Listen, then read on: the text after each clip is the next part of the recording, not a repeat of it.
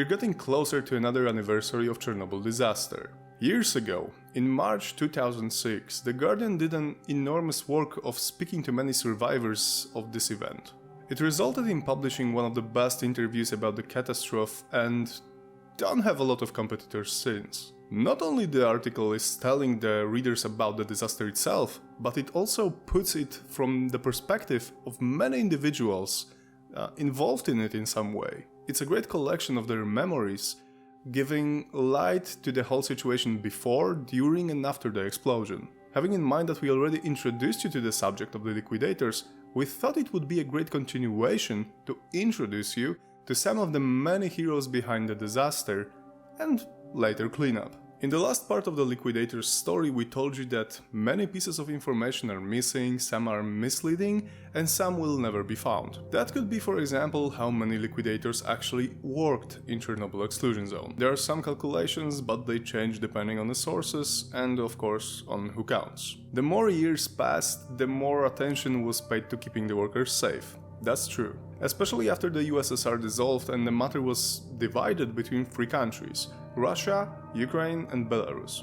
But nonetheless, thousands of people acquired some unknown doses of radiation. Some of them died in agony weeks after the disaster happened, some lived for decades. Some were transported to Kiev, some to Moscow to the specialistic hospitals, and some were released home, never knowing what impact this work will have on their health and lives. The last group was the largest and was scattered across the USSR territories, only to find themselves in a new political situation just 5 years later. But let's look into the life of one of the people working in Chernobyl on the night of the disaster. Alexander Yuvchenko was the chief mechanical engineer of the No. 4 reactor department. For the purposes of the mentioned interview with The Guardian, the writer visited Yuvchenko in his old apartment in Moscow. He told the writer that for 11 years that he lived there, he never shared with his neighbors that he was present at Chernobyl nuclear power plant when the disaster happened, not to mention that he was working exactly on the infamous reactor.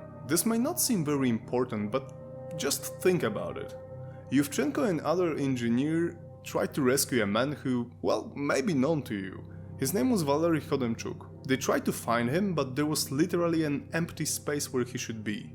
It was blown to pieces by the explosion. These two men were one of the first people who lived through the horror of this disaster to understand what happened. So, I think we can say that Yuvchenko had some luck after all. Despite being in the area when the reactor No. 4 exploded, being so close to its remains, he lived. So, now you should ask a very important question. Why was he afraid to tell other people that he was somewhat involved in the accident? Wouldn't it be quite a story to tell your neighbors? Think about it. I have seen the Chernobyl disaster with my own eyes and I lived through it. If I was his neighbor, I would certainly like to hear more from him. But this wasn't the case in USSR and later in Russian Federation. He wasn't only afraid of the fact that the state didn't want the people to be speaking about it. He was afraid because of the whole atmosphere around the accident. The power plant workers were blamed for it. One of the most important parts of the propaganda was the trial that took place some months after Chernobyl explosion. The political machine wanted to have a scapegoat, and they created it. Of course, not without help from the workers themselves, but we definitely can't put the whole responsibility for the event on them. They did their part, but they were misinformed, and the pressure they got from the up was pretty clear. The whole finger-pointing game was done so the Soviet citizens would know who to blame for the disaster. Of course, not the state. The state cannot make mistakes. And this is the hard part.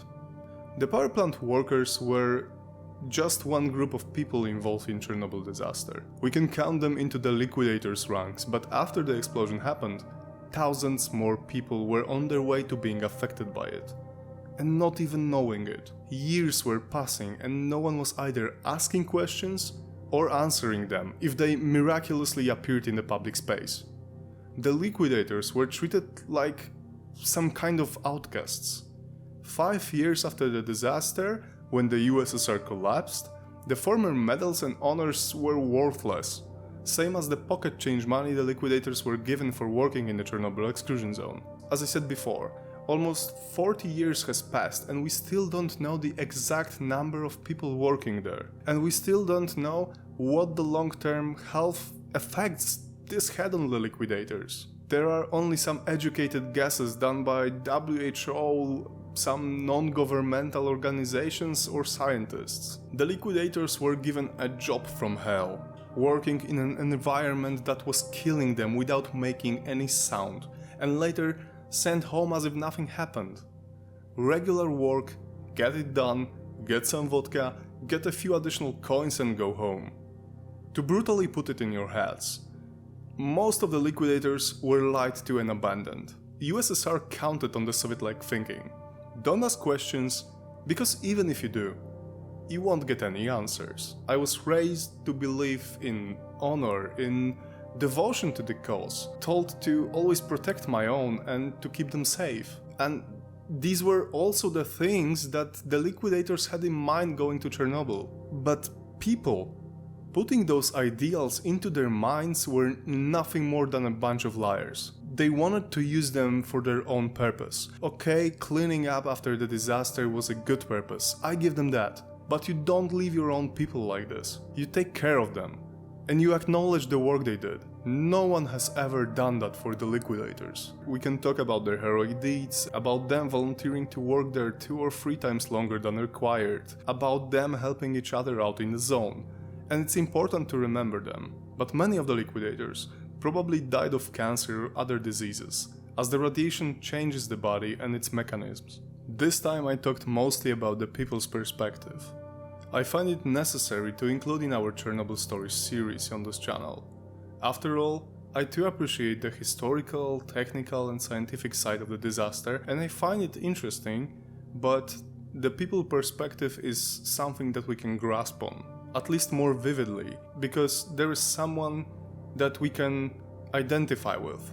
But we must never forget that there were people standing behind this whole story.